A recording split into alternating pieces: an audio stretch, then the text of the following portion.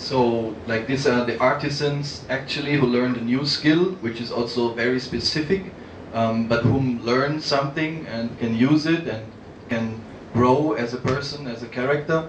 On the other hand, there's this industrial production, and India is one of the biggest producers of garments for the whole world. So they are sending out millions of pieces every year, and under which conditions are those made? We hear a lot, we see a lot. We hear about sweatshops. We have a different hierarchy of production, and I would like to ask Dr. Hundekar again, out of your perspective, having to do a lot with the industry also, you are training people here, I think, also in different skills. What are the key issues that labor force, I mean, people are facing in India actually, out of a social perspective, when they stitch garments, especially for foreign markets? What are the problems that are there? See, in India, basically, as far as the habits of male workers, like drinking habits, tobacco chewing, is very common, and which is really dangerous. Like it was a big problem, but a lot of industry is now involving women for that matter. And you will see earlier, the Indian industry was dominated by male labor, but now you will see even in Tirupur and most of in Bangalore and main cities, where this manufacturing is going on, you will see a lot of women labor. But still in the industries, women are definitely, not getting the pay equal to male. Again, that's a problem, because they feel that, male will produce, maybe 12 shirts, 13 shirts in a day, and female, she doesn't have that capacity. But there is no understanding the time which, or maybe irregularity which such kind of community, or person habituated with drinking, or maybe tobacco chewing, or with irregular working systems. So such, against that, a regular woman who is really dedicated for her 8 hours work, definitely she gives lot to industry. So such kind of issues are also there. And definitely, child labor, we say that, it is reduced to a great extent, but still it's there, in the industry. Somewhere I see, as far as traditional arts and crafts, we see the labor which prints the fabric is paid very, very less. It's just 2.5 rupees a meter. The general printer who print blocks per meter, he gets that much. And wherein this is very sad for our country, and we need to improve on this. So you mentioned 8 hours work. As far as per my knowledge, it's a dream for many women who are working in the industry to work only 8 hours. We hear about excessive over hours, like 14 hours, 15 hours, plus the drive to work, plus the drive home. What we saw in different factories producing high fashion, we hear about no labor rights, no labor unions are allowed, and they are the ILO norms, International Labour Organization norms, which are often not met actually, and there are different foundations working on that. But given the fact that somebody is earning so little, like, I don't know, does anybody of you know a figure? How is it paid? I think per day it's like not even 100 rupees for 12 hours, or does anybody know how much somebody gets paid to find out? If you see the expensive garments, like we speak about Gap or we speak about other things, they cost 30 euros in the shop. And how much is the labor getting actually in India? Most of these export companies, especially the big brands, they are they come and audit the factories. Like we have been audited by Monsoon and Target, and they ensure it's a very thorough audit done, and the minimum wage has to be paid. But since we are a fair trade company and green movement should be associated with fair trade, we try to give them a fair wage, which is a little higher than the minimum wage. So most of these companies have become now very conscious, and the media and other pressure groups who are always following these brands.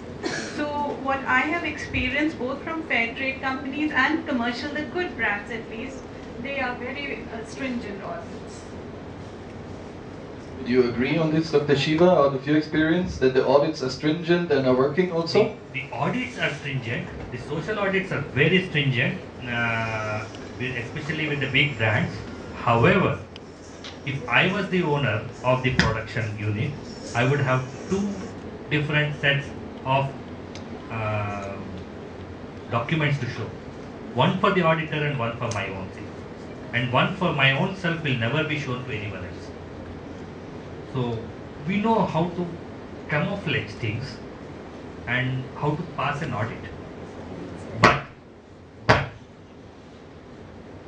slowly these are coming up very, the auditors are also getting very stringent and very clever now. So it's going to decline, but there are many units I can say in Tirupur and in any big units where even 5 rupees, where 25,000 people are working, 5 rupees can make a big difference. So that's, they are hiring people only to do that. So it is there, but it is coming, it is declining. The social audits are becoming very stringent for all these big names and big brands, because this is what will be, the press also is after these big brands any day, because they are in China and Bangladesh, the press is only looking for the big brands and their own news. Of course not in India it's Bollywood, but it is in China and in Bangladesh it is the brands and their issues which is more attractive, and first page and third page will do only that. So these days it is becoming more and more stringent. However, I do not fully agree with the audits which are being conducted inside the lab. How do you produce with no nasties? How do you produce the t-shirts that you are doing? Under which conditions? And what is important for you? Like, do you have audits as well at your production? Yes, so we're trying. Yeah. We are trying to be fully fair trade as well. So we've reduced our supply chain just to be farmers to factory to us, and all 3 steps are audited to be fair trade. Again, we rely on the auditing organizations, the control unions, and we work with a local fair trade company called Shop for Change, which is a third-party NGO which we pay to check our farmers' work, our factory work, and they check our books as well. We try to be transparent as much as we can, because we know that there are people who will cut corners to save a few rupees. And to be honest, you don't blame them, and everyone's struggling in the economy, or they're not talking about millions of rupees, but they're talking about thousands of rupees. It makes a huge difference. So it is a matter of life and death for a lot of folks. So our goal is to be transparent. So even if you go to our website, we tell you which farmers we work with, which factory we work with, we share that information openly. And it's just a question of gathering trust from the consumers. Having said that, I'm sure there are some people in our supply chain who are cutting corners as well, but we try to be as communicative and understand what their issues are and try to work with them in those toxic bads.